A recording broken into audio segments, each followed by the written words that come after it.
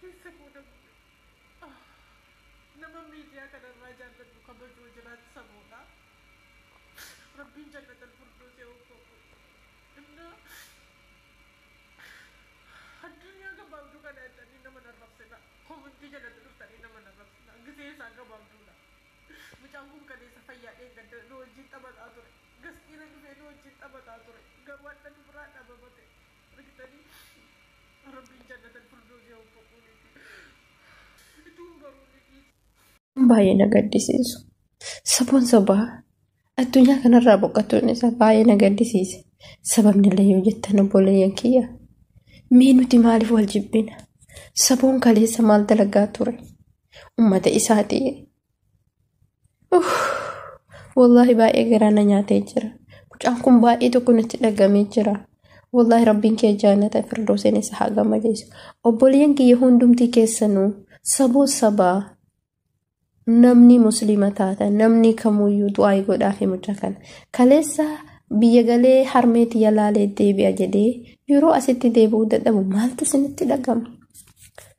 Yeroo achumaa tafu hiriyoota isaatirra yeroo boqotu addunyaa kanarra nuti hoo maal guduunfannee qabna? Wanti nuti guduunfannee qabnu maali? Obboleeyyan kiyya sharri walitti yaadina. Mucaa kanaaf akkuma dandeettanii Rabbii jedhaati. Mucaa kana akkuma dandeettanii du'aa godhaafi. Mucaan kun wallahi lazii miskiina namaati. Ummata isaa bira dhaabbachaa. Wallahi waan garaa nama nyaatu waa'een isaa jechuudha. Harkichuu jette jechuudha. Nutillee karaan keenya kanuma guyyaa duunuun beeynu yoom duunaa haala duunaa boru duunaan beeynu. Wallahi lazii onnee namaa cabsee onnee keenya madeesse Rabbiin jannata firdawsiin isa haa gammachiisu. Saboo jechuun nama miskiina. Ijoolleen jaalattu nama kamuu bira nama dhaabatu. Namoonni isa caalaa isa beektantu jira. Hiriyoonni isaa gadda guddaa keessa jiran. Haati isaa hoo, abbaan isaa hoo, obboleeyyan isaa hoo.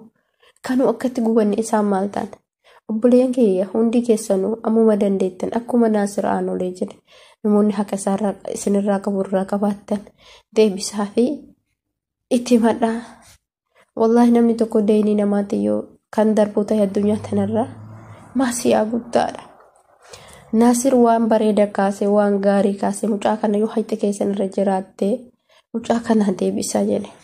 Wallahi gadda onnee namaa cabsu jechuudha. Rabbiin kiyya jannata firdawsiin isa haa gammachiisu. Obboleessi keenya kun waan baay'ee nama gaddisiisudha. Obboleessi keenya akkaataan inni si darbe galee torbaan tokkotti addunyaa kanarraa boqochuun isaa waan nama gaddisiisudha wallahi.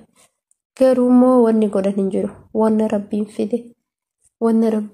fide wanni godhan hin jiru. Alhamdulillah Rabbil Aalamiin jechuu malee. Alhamdulillah Rabbiin jannataan isa haa gammachiisu. Rabbi osittiin dallannu jennee Rabbii keenya kadhachuu malee wallahi wanni goonu hin jiru.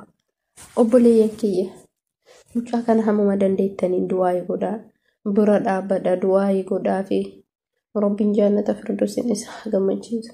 Mucaa kichuu jite wallahi lazim. Nuti hoo maaliif wal jibbina? Maaliif jibbaan jidduu keenya dhumamti? Qaama wal ergineen beenu maaliin jennu qilleensarra maaliif wal jibbina? Maaltu wal nu jibbisiise? Kunoo addunyaa midhuma libsootana jechuudha. Haganuma jechuudha. Mucaan kun hin gala jedhee deemee achumaan hafe. Gaafa galuu hedduusa waan ta'u wayii beekaa? Hin beeku.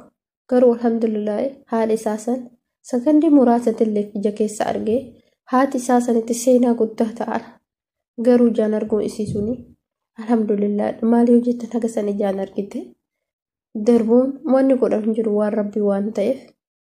Yaa Rabbi yaa Allah. Yaa Rabbii kiyya ati jannata firdawsiin gammachiisi.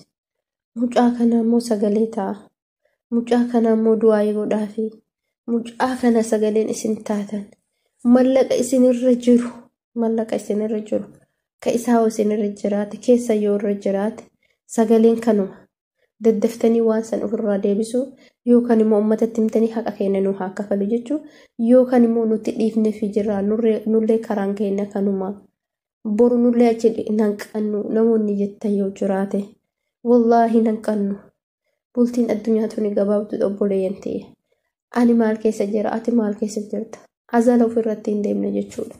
Yaa Rabbi yaa Allah yaa Sattaar yaa Rabbi mucaa kana jannata firdoosin nuu kadhoo jedha.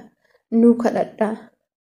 Obboloota koo hundumti keessanuu mucaa kana kadhadhaa. Mucaan kun wallahi baay'ee garaa na nyaate. Baay'ee kan nama gaddisiisudha. Sabuun nama miskiina.